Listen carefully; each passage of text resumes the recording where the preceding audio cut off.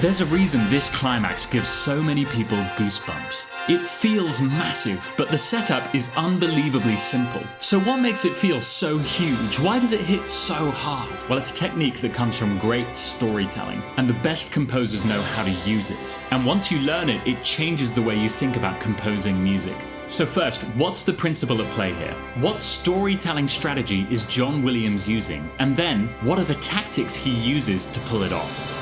So I think most of us like to think of the climax as a moment, the big chord, the big arrival. And so we try and make that moment as big as possible. More brass, more percussion, more choir, more organ. And I used to think like that, and now I think we are wrong. The strange thing is that moment of arrival might actually be the least important part of a powerful climax. What makes it powerful is the journey. A journey of almost getting home, almost, and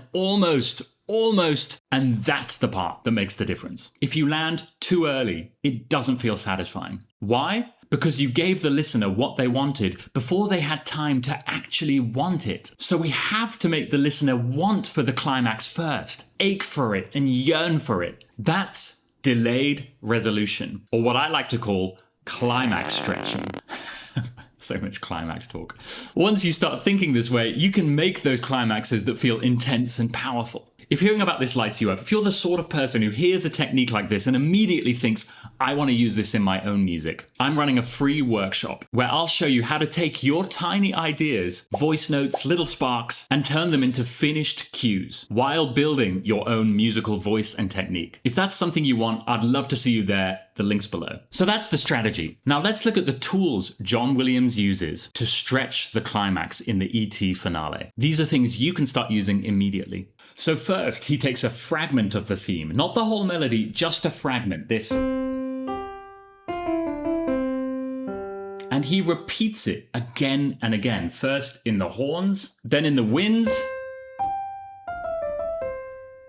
and then in a trumpet, which is going to be even louder and more powerful than the winds.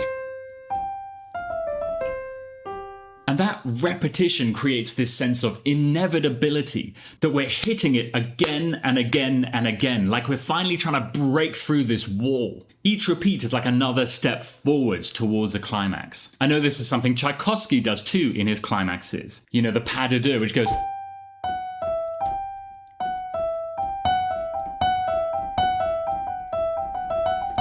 where you just feel like you're pushing up against that wall. And because this fragment keeps repeating, it also draws attention to how everything else around it is changing. Everything around it builds, but the fragment stays focused, pulling us forwards. John Williams also anchors us down with a pedal point. If you look at the timpani here, it's going... A pedal point is when one note stays the same underneath changing harmony. So the harmony above it is changing, but he's holding a single note here in the bass while everything above it moves. When we're using pedal points in a climax, I like to think of it like an elastic band. The pedal is the anchor point, and as everything else moves around it, moves up and up, it's like the band is being stretched up and up, further and further away from the anchor.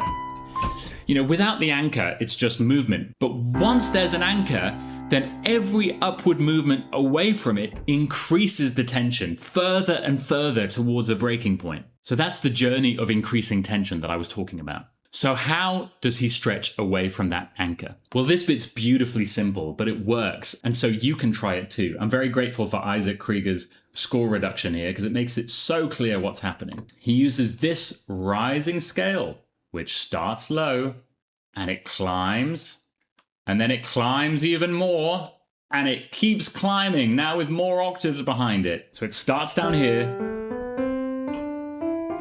and then it keeps climbing another octave, and then it keeps going.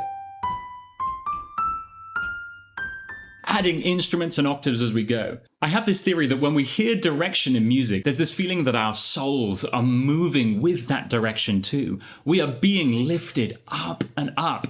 It's this sense of aspiration and hope here, journeying upwards. And the big question is, where's the peak? Just how far is this going to go? It's this promise of arrival without actually getting to it just yet.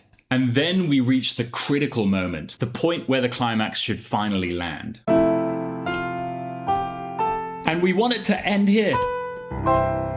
But instead we get... Just when we should have arrived home, John Williams gives us a fake out. So we think, we're getting there, we're finally home. But as a master, he says, nah, we've got a little more juice. That's masterful climax stretching, making us think we've arrived and then pulling us just a little bit further into that agony of wanting to get home. It's this playful, joyful moment where Williams is saying, not just yet. And that final fanfare is such a goosebumps moment, I think, for that reason. Because we should have arrived home, and he draws it out just a little longer with such a joyful colour.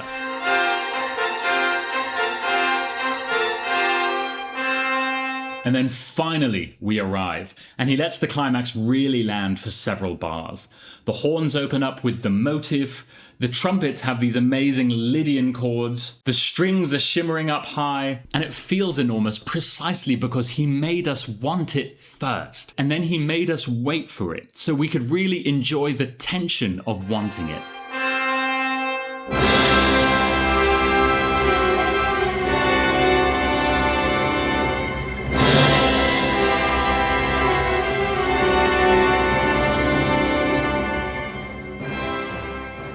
So how can you use this in your own writing? First, repeat a motive to create inevitability. Take a tiny fragment of your theme and repeat it across different instruments or different registers, because repetition feels like forward motion, and that forward motion creates tension and inevitability. Second, try using a pedal point.